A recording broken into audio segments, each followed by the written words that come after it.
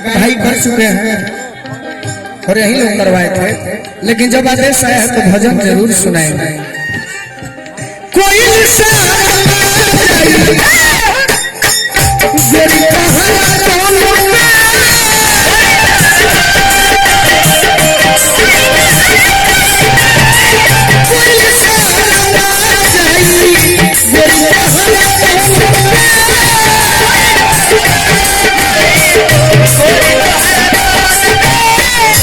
हम आपके शरीर की वर्णन नहीं कर रहे हैं शिवानी, आपका आवाज इतना सुंदर है। जब जब तू 4 बजे गावे कि बिरह के अगिया लागेला एही तन में पवन सखी मार दिहली टोना और आवाज इतना सुंदर।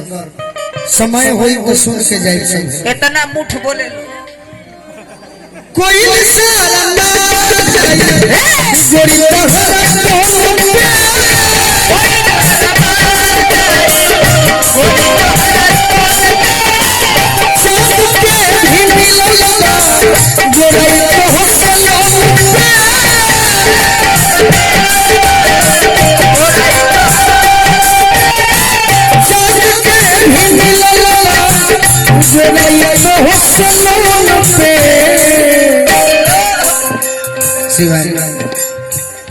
हल चल बोलू हल चल बोलू